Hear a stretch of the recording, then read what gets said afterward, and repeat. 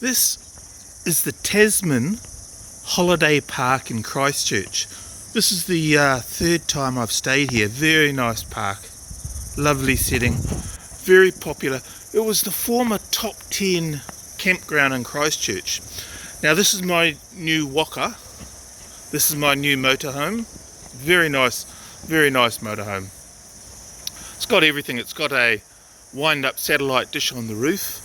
It's got a 150 watt solar panel that I may augment. I might add a second 100 watt in series. There's the big Fiamma F45 awning on the side of it. Plus below the F45 awning is our awning rail. So this is a 2004. It's in good condition. It needs a little bit of a tidy up, which I'll do when I get back to Gisborne. I'll take you for a walk through later. So let's go for a little bit of a walk around the van. Now, so this is the van. I should really zoom out. Where's that? Oh no, let's zoom in. So this is an ex-Apollo. Right, this is an ex-Apollo rental van. It's a 2004, so it's getting a bit older now.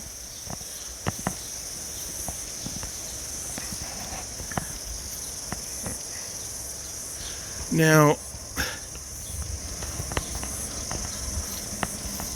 it was a bit of a drama coming out of Auckland because I boarded the flight from Gisborne. I got up to Auckland expecting to see a lot of flooding, but it had all been cleaned up. There was a little bit of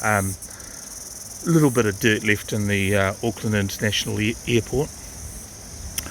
But I go through the security check-in, which there's a security check-in as you go, as you board the domestic flights through to Christchurch, because they're such large planes.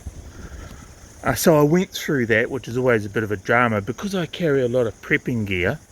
The security guards, of course, they x-ray the bags and they always go over my prepping gears.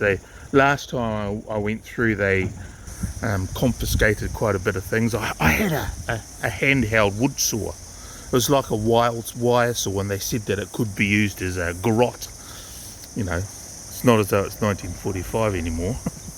But anyway, they confiscated a battery bank that I had forgotten. I had it in my bag instead of carrying it on my person. So they confiscated that. It really annoyed me, I have to say.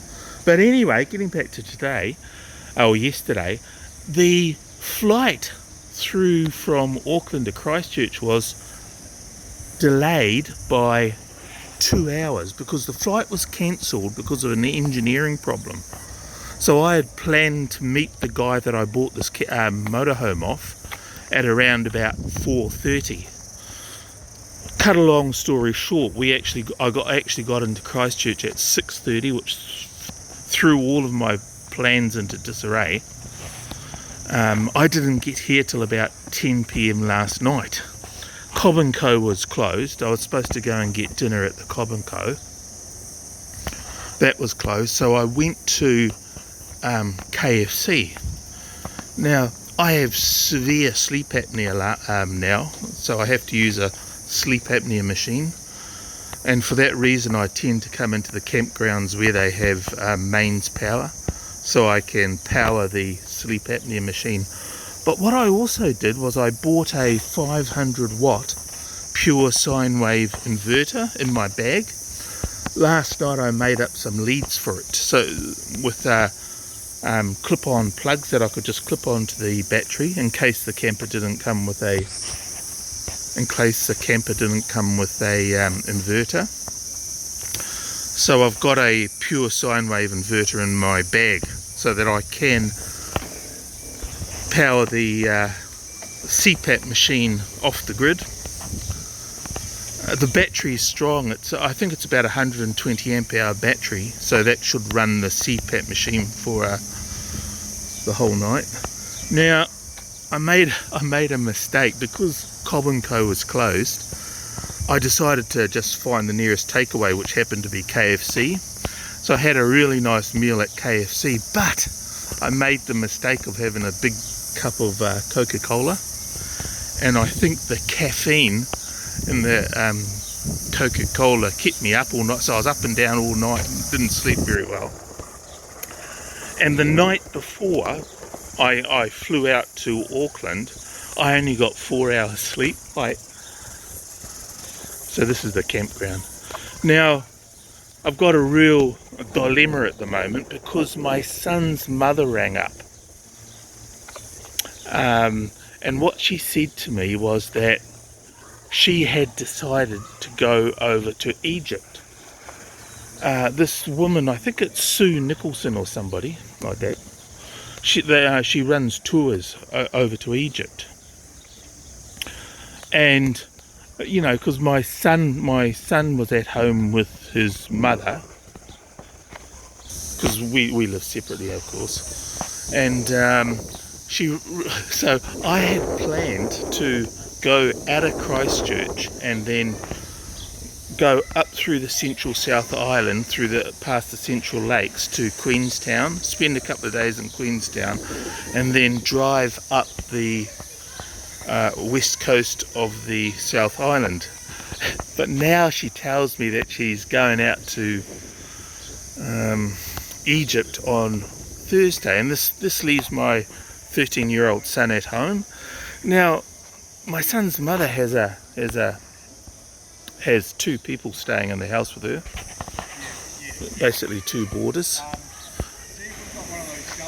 And I feel a little uncomfortable because I'd rather be looking after my son myself, but I'm torn between this trip that I had planned to go over to Queenstown. So the question comes down to do I trust these two flatmates to look after my son while I'm gone? What I normally say to people is that when I'm at home, I don't like leaving. I'm just a bit of a homebody. But when I get out on the road, I don't like going home again. So that's enough korero anyway. That's enough talking. So I'm going to switch this off, and I'm going to get off and get something to eat, and I want to get a few provisions for the camper van, some toilet, you know, the chemical from Bunnings, and I want to go into Super Cheap, get some injector cleaner and a few things like that. Alright, so catch you later.